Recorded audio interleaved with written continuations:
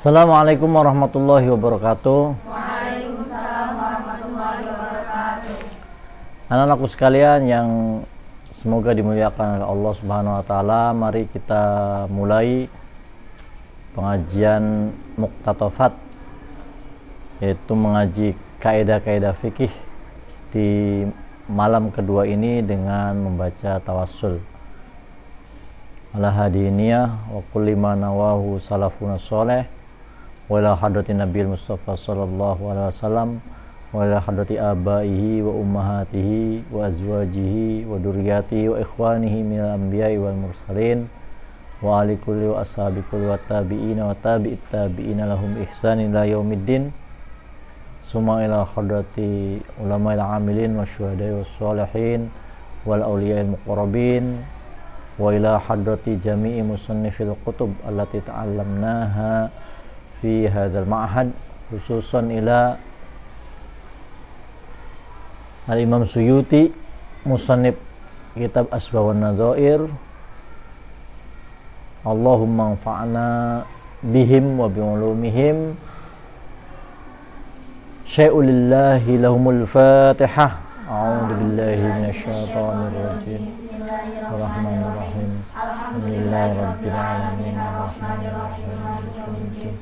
Iyyaka na'budu wa iyyaka nasta'in ihdinas siratal mustaqim siratal ladzina an'amta 'alaihim ghairil maghdubi 'alaihim waladdallin.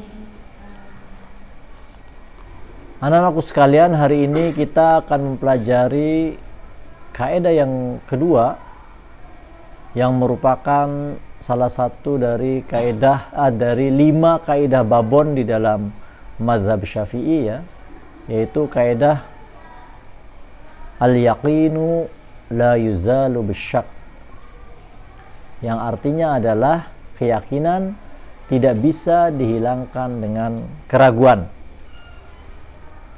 Artinya segala sesuatu yang sudah kita yakini, yang sudah kita mantapi di dalam hati kita, maka tidak begitu saja akan hilang atau akan ditiadakan hanya karena sekedar keraguan kita.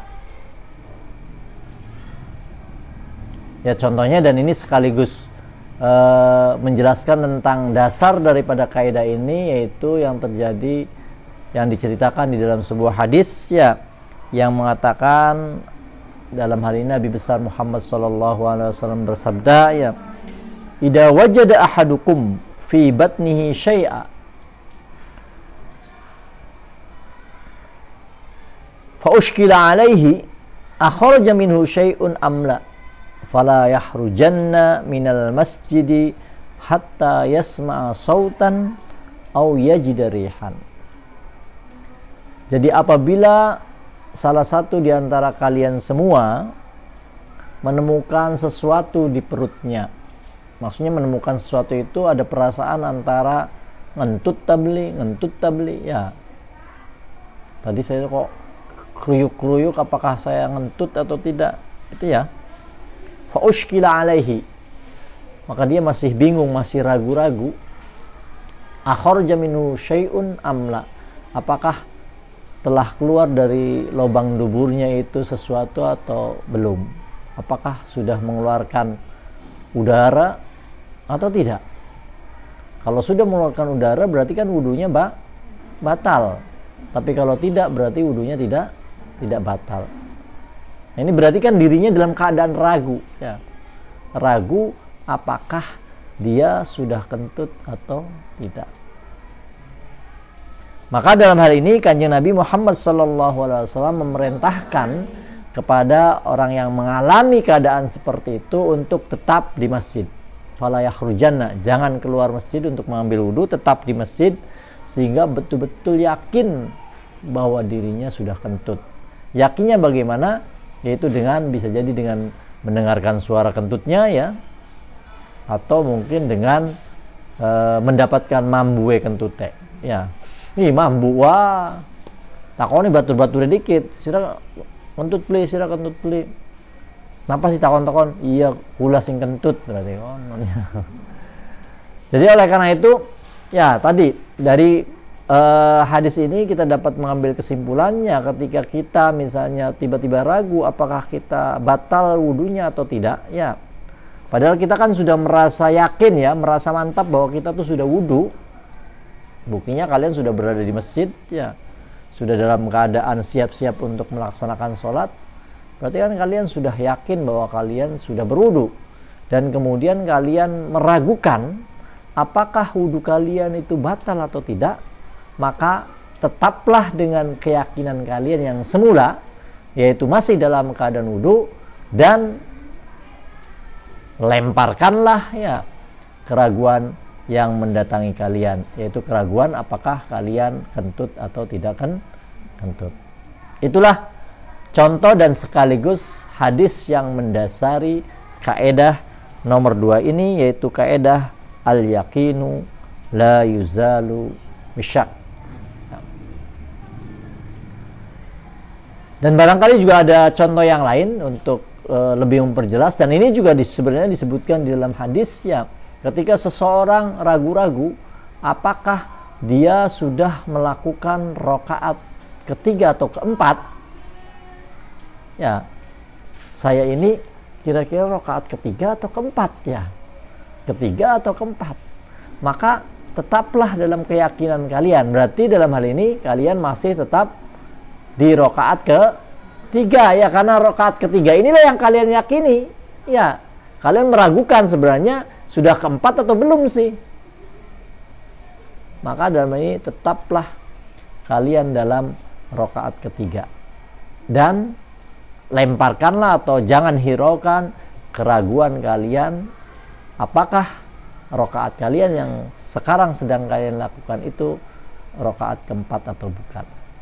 Itu juga ada dalam sebuah hadisnya ya, dan diperintahkan oleh Nabi Muhammad SAW, falyatrah asyakka wal yabni alal yakin, maka lemparkanlah jauh-jauh ya keraguan, dan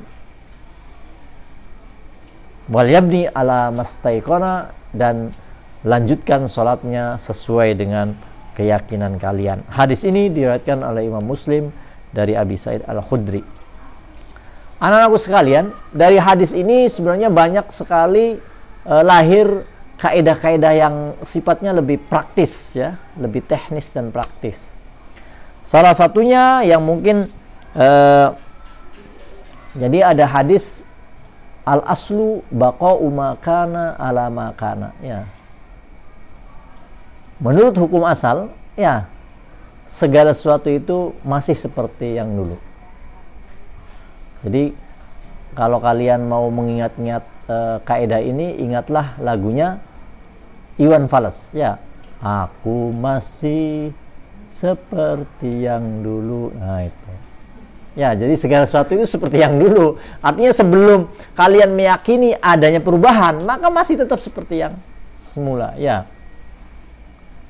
Nah, baru kalau kalian sudah yakin bahwa ternyata ada perubahan, berarti baru persepsi kita harus kita rubah sesuai dengan perubahan. Tapi sepanjang tidak ada tanda-tanda, bukti-bukti adanya perubahan, maka segala sesuatu itu masih seperti semula ya. Ketika kalian misalnya dalam keadaan berwudu, kemudian kalian meragukan apakah wudu kalian batal atau tidak, maka pastikan berarti kalian sudah berwudu dan tetap mempunyai wudu, karena segala sesuatu itu masih seperti semula ya.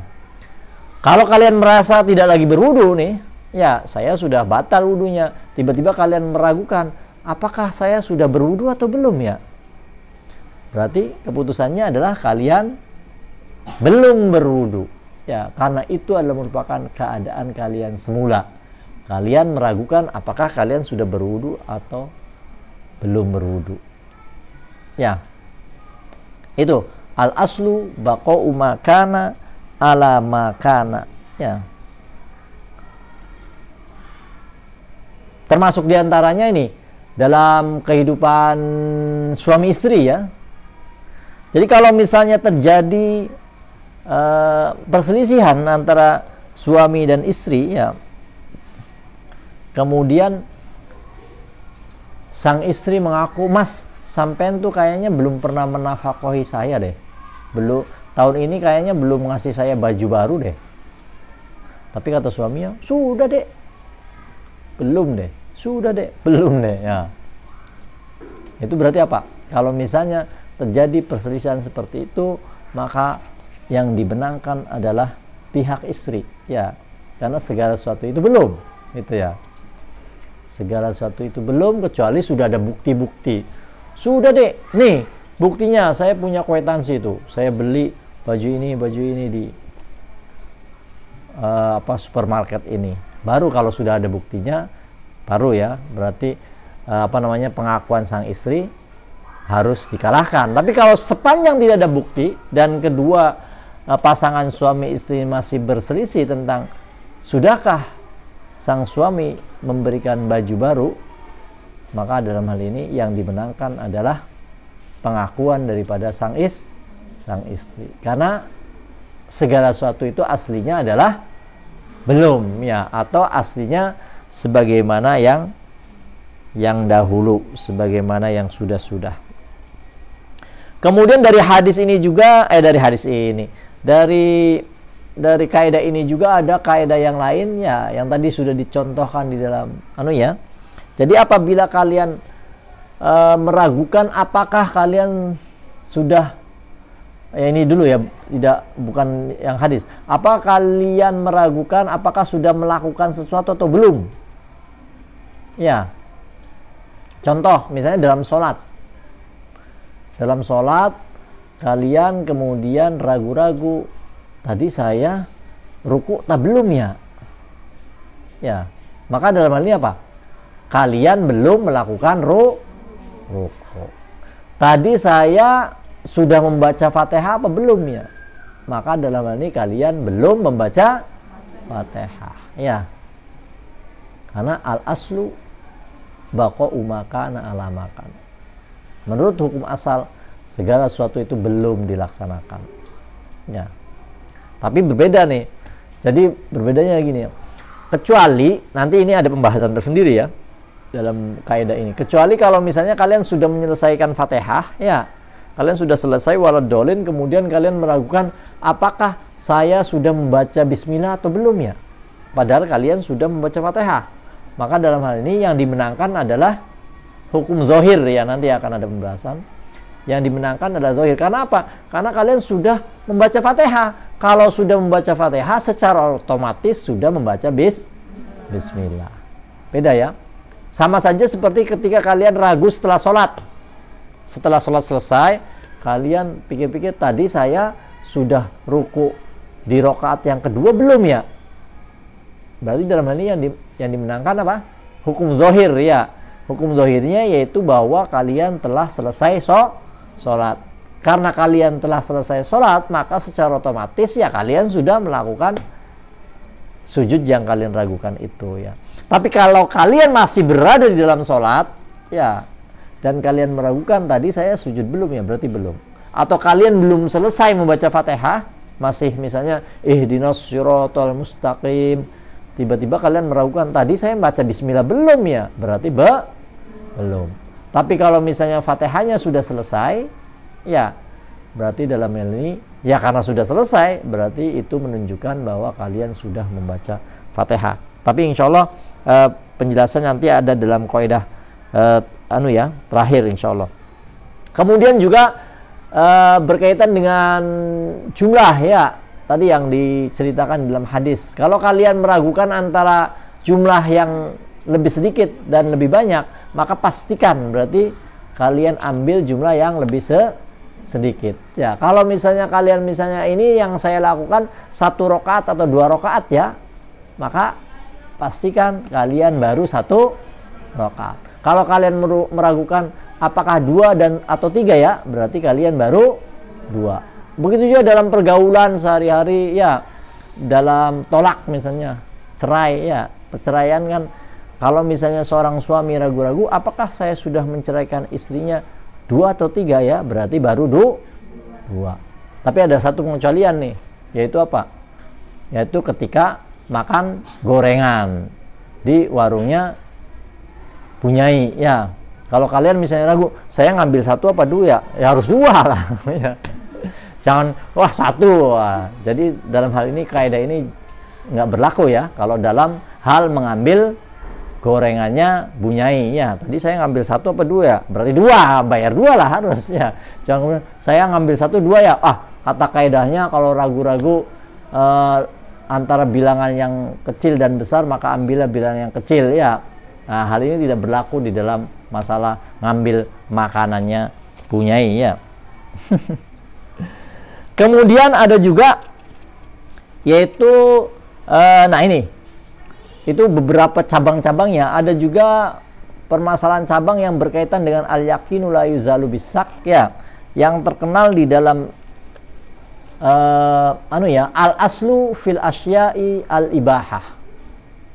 Asal di dalam segala sesuatu itu adalah diperbolehkan. Jadi Allah Subhanahu wa taala menciptakan bumi dan seisinya ini untuk dinikmati oleh manusia ya. Berarti aslinya segala sesuatu itu boleh kita nikmati, boleh kita konsumsi ya. Kecuali ya ada dalil-dalil yang melarangnya ya. Jadi kalau kalian misalnya menemukan sesuatu yang aneh dan belum ada dalilnya, maka pastikan bahwa sesuatu yang aneh itu boleh kalian makan ya. Dan hal ini pernah terjadi ketika saya di Australia ya. Di Australia itu ada yang bertanya tentang hukumnya kanguru. Hukumnya kanguru, ditanya kanguru itu hukumnya apa? Kalau kalian baca hadis, baca Al-Quran, kitab-kitab kuning yang dulu-dulu, nggak ada namanya kanguru itu. Karena memang pengarang kitabnya tidak sampai ke Australia. Maka saya putuskan waktu itu saya berani menjawabnya bahwa al-aslu fil asya'i al-ibahah ya. Asal di dalam segala sesuatu itu adalah diperbolehkan. Oleh karena itu kanguru sepanjang proses penyembelihannya sesuai dengan penyembelihan syar'i, maka kanguru termasuk hewan yang boleh dimakan dagingnya. Dan ternyata setelah dicicipi dagingnya kayak daging kebo, kada baik ya. Itu ya. Kemudian nah ini ada hal ya, yaitu yang terkenal di kalangan para ulama, yaitu ketika antara hukum asal dengan hukum zahir bertentangan, idza ta'aradul aslu wa zahir ya. Ini banyak sekali nih, dan ini banyak digunakan untuk menyelesaikan permasalahan-permasalahannya. Idza ta'aradul aslu wa zahir, apabila terjadi pertentangan antara hukum asal dengan hukum zahir, maka dalam hal ini ada 4 macam pertentangan ya. Yang pertama adalah di mana yang dimenangkan itu adalah hukum asal. Ya. Yaitu apa? Yaitu ketika hukum zahirnya itu hanya sebuah kemungkinan tanpa penguat. Ya. Sebuah penguat. Contoh seperti ini. Kalian lagi sholat nih. Kalian ragu-ragu, apakah sholat saya ini sudah 3 atau 4 rakaat? Seharusnya saya selesai salam, ataukah saya harus menambah 1 rakaat lagi? Itu kalau menurut hukum asal bagaimana? Berarti kalian harus mengambil keputusan bahwa rakaat kalian masih 3 ya tadi kan? Apabila ragu tentang masalah bilangan, maka ambillah bilangan yang terkecil. 3 dan 4 berarti 3. Tapi dalam sholat kalian sambil melirik jam ya. Melirik jam, saya tadi mulai sholat itu jam 12 pas. Sekarang kok jam 12:05 menit ya. Wah, pasti ini berarti rakaat yang saya laksanakan itu pasti rakaat keempat ini karena waktunya ya. Kalian nah ini ada pertentangan nih ya. Pertentangan antara hukum asal yang menuntut kalian untuk mengambil rakaat yang terkecil, tapi dalam sisi lain kalian melihat waktunya kok sudah cukup lama, sehingga kayaknya, nah hukum zahir ini ya kayaknya kok sudah 4 rakaat. Nah apabila terjadi pertentangan semacam ini, dan ini merupakan kategori pertentangan yang pertama ya, jadi hukum zahirnya di sini hanya berdasarkan kaya, tidak melalui perhitungan yang pasti ya. Ya memang bisa jadi kalian melirik jam waktunya sudah lama, tapi bisa jadi mungkin karena sholat kalian juga lebih lambat dari biasanya kan, bisa jadi Nah, kalau dalam masalah ini berarti tetap yang dimenangkan adalah hukum asal. Jadi dalam hal ini meskipun kalian merasa kok saya sholatnya kayaknya sudah lebih lama, pasti ini rakaat keempat, itu jangan diperhitungkan tuh. Yang harus kalian perhitungkan adalah bila ada keraguan antara 3 dan 4, maka yang diambil adalah hitungan yang 3. Ya. Kemudian yang kedua, ya, di mana yang diunggulkan adalah hukum zahir, ya. Ini kalau hukum zahirnya itu betul-betul berdasarkan bukti yang kuat, ya. Bukti yang kuat. Contohnya dalam hal ini adalah kalau misalnya kalian meragukan air, ya, ada seember air nih, kalian ragu-ragu air ini suci apa najis, ya, apakah air ini murni masih air, apakah sudah ketempelan najis, berarti dalam hal ini keputusannya bagaimana? Suci apa najis? Kalau menurut hukum asal, ambil suci, no, karena aslinya air itu suci, ya. Jadi ketempelan najis itu sesuatu yang baru. Jadi ketika kalian meragukan apakah air ini suci apa najis, maka dalam hal ini pastikan air itu adalah suci, karena itu adalah hukum asal, ya. Air asalnya adalah suci sampai ia bertemu dengan najis, ya. Tapi dalam hal ini kemudian ada orang, ya, satu orang yang dapat kalian percaya yang mengatakan bahwa punten, air itu najis. Tadi saya lihat misalnya, ya, kucing mengencinginya. Nah, dalam hal ini berarti meskipun kalian boleh jadi tidak percaya atau apa yang dikatakan oleh teman kalian itu tidak benar, tapi dalam hal ini kan berarti ada pertentangan, ya. Pertentangan antara apakah keputusan kalian tetap berdasarkan hukum asal di mana air itu aslinya suci, ataukah kalian mempercayai teman kalian yang mengatakan bahwa air itu sudah najis. Maka dalam hal ini yang dimenangkan adalah hukum zahir, ya. Karena apa? Karena hukum zahirnya berdasarkan kepada sesuatu yang kuat, yaitu apa? Karena diberitahukan oleh teman kalian yang adil, ya. Berita dari teman yang adil itu adalah merupakan berita yang bisa dipercaya. Oleh karena itu dalam hal ini kalian mengesampingkan hukum asal, ya, bahwa hukum asal air itu suci, kalian harus ikut kepada hukum zahir, yaitu apa yang diceritakan oleh teman kalian. Ya, kemudian yang ketiga adalah di mana yang diunggulkan adalah hukum asal. Nah, ini sering nih. Contohnya seperti ini. Dulu pernah ada isu misalnya sabun tertentu, ya. Sabun tertentu katanya dibuat dari dari minyak babi katanya, ya. Ya, ada sabun tertentu, ya, taruhlah misalnya mereknya apa lah, misalnya sabun apa, ya, jangan ya, taruhlah ada sabun tertentu diisukan merek dibuat dari atau dicampur dengan minyak babi misalnya, ya. Nah, itu berarti dalam hal ini kalian ragu kan, berarti sabun itu suci atau tidak, boleh nggak digunakan untuk mandi atau tidak. Maka dalam hal ini kalau kita mengambil hukum asal, ya, maka dalam hal ini sabun itu suci, ya, karena segala sesuatu itu aslinya suci sepanjang tidak ketempelan najis. Tapi kan ada kabar itu, ya, ada kabar berita yang mengatakan bahwa, nah, kabar berita itu adalah merupakan sesuatu yang meskipun bisa jadi benar, tapi tidak berdasarkan hukum yang sangat kuat, sehingga dalam hal ini menurut mayoritas ulama mengatakan bahwa yang dimenangkan adalah hukum sucinya sabun tersebut. Sama saja sebagai isu ini, isu bakso tikus, ya. Kalau kalian misalnya dihadapkan di warung bakso, ya, tiba-tiba kemudian ada isu bahwa bakso itu dari daging tikus, dimakan saja, no. Karena apa? Yang namanya bakso itu ya dari daging sapi, ya. Aslinya bakso itu ya dari daging sapi, ya. Seperti itu. Atau contohnya seperti ini,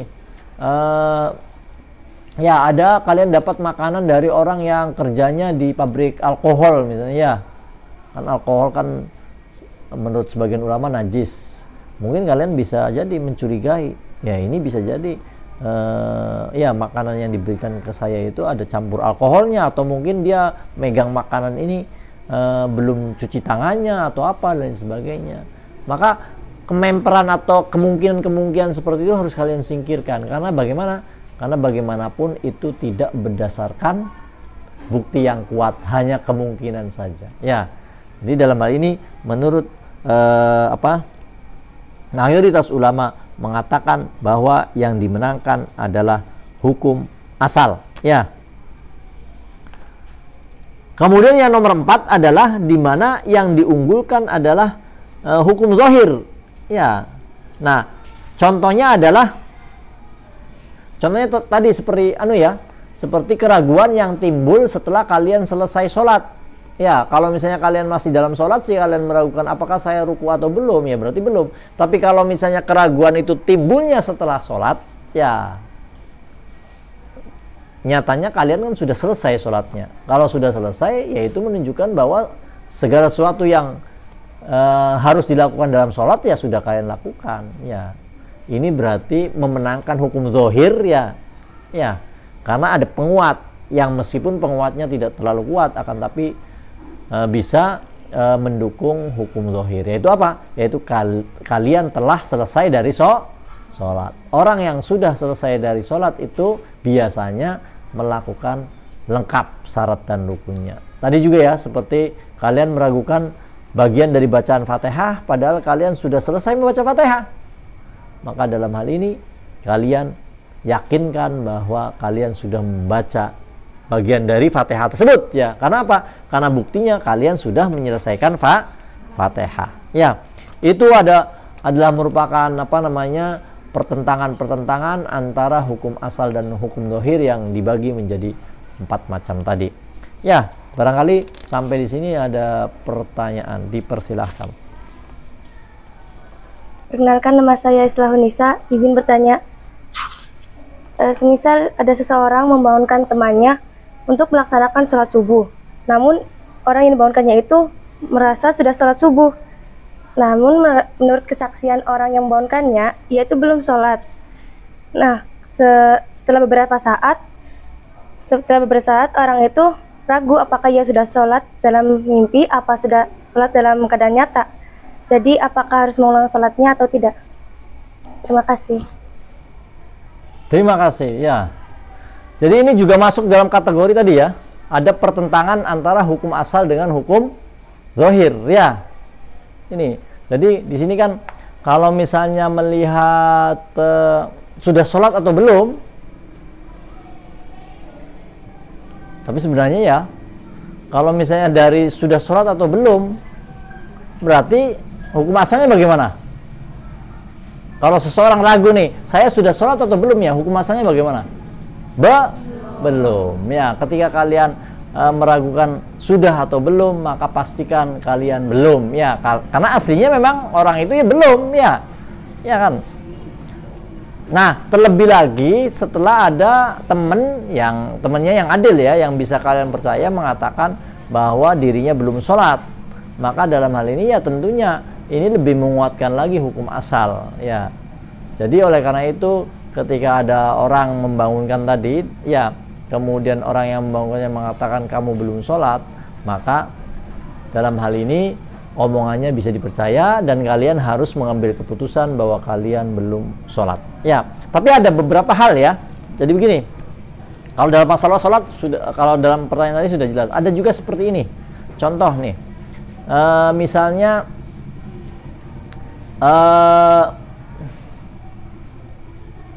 apa contohnya? Kalau dalam masalah-masalah yang semua orang tahu, ya. Contohnya apa? Contohnya hadas. Ya. Berhadas nih ya. Kalau berhadas itu kira-kira yang paling tahu bahwa kita sudah berhadas atau belum itu diri kita sendiri atau orang lain? Diri kita, ya, karena kan yang namanya ngentut, ya, itu merupakan sesuatu yang private, ya. Diri kita lah yang tahu. Kok kemudian ada orang yang mengatakan kepada saya, kamu tadi kentut, Nah, ya kamu tadi ngentut. Nah itu dalam hal ini orang tersebut bisa menguatkan, ya kalau misalnya dia punya keyakinan bahwa dirinya nggak ngentut, ya yang jelas yang paling tahu bahwa saya ngentut atau tidak itu ya diri saya ya, karena ngentut itu kan biasanya sifatnya private ya. Jadi ya kecuali wong sing ngentutnya bersuara dan lain sebagainya, tapi kalau ngentut tanpa suara kan yang paling tahu adalah dirinya. Oleh karena itu ketika ada orang yang bilang seperti itu, meskipun orangnya orang adil, maka dalam hal ini kita berhak untuk tidak mempercayainya. Kenapa? Karena yang paling tahu tentang apakah saya ngentut atau tidak adalah diri saya sendiri. Ya, sama seperti pengakuan saya lagi head. Ya, itu ya orang lain nggak bisa memaksakan. Ya, kamu lagi head dah? Iya lagi head. Ya, bagaimanapun juga yang paling tahu bahwa head dan tidaknya seseorang itu ya dirinya sendiri. Oleh karena itu orang lain tidak bisa mengatakan kamu lagi head ya? Enggak, pasti lagi head. Enggak, ya nggak bisa. Tetap ya, karena head itu adalah sesuatu yang hanya diketahui oleh diri sendiri, kecuali kalau misalnya ada bukti-bukti kuat, ya ada bukti-bukti kuat atau apa dan sebagainya, ya kok masa head dulu, nah ini baru dipertanyakan. Kemarin head, sekarang head, minggu yang lalu head, sebulan yang lalu head, karena head dulu, wah ini dasarnya males ya, belum ngaji ya. Tapi kalau dalam siklus yang wajar, kemudian ada seseorang yang mengaku bahwa saya lagi head, maka orang lain tidak bisa memaksakan. Tapi beda misalnya masalah najis, no? Ya, kalau najis itu sesuatu yang bisa dilihat, termasuk juga tadi sholat atau belum kan sesuatu yang bisa dilihat. Kalau kemudian ada misalnya orang lain yang mengatakan bahwa di baju kamu tadi waktu sholat itu ada tembleknya loh. Yang mana sih baju saya? Itu tuh. Ya, kok udah nggak ada, tapi waktu itu ada. Kalau misalnya kalian mempercayai orang tersebut, berarti kalian harus mengambil omongannya. Karena apa? Karena najis itu sesuatu yang bisa diketahui oleh orang lain. Ya, seperti itu. Nah, kalau misalnya masalah sholat, kamu belum sholat tadi, ya tentunya kan, ya sholat adalah sesuatu yang bisa dilihat oleh banyak orang. Bukan sesuatu yang sifatnya tersembunyi ya.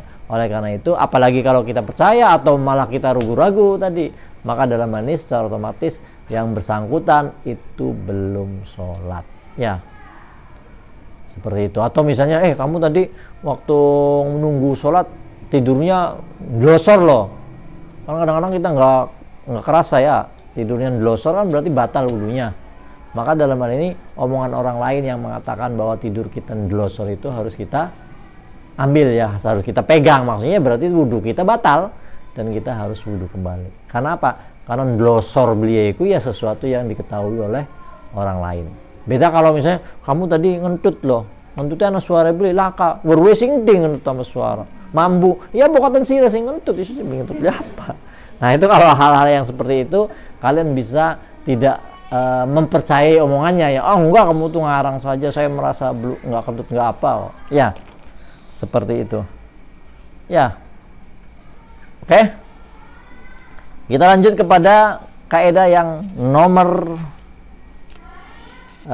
berapa? 3 ya.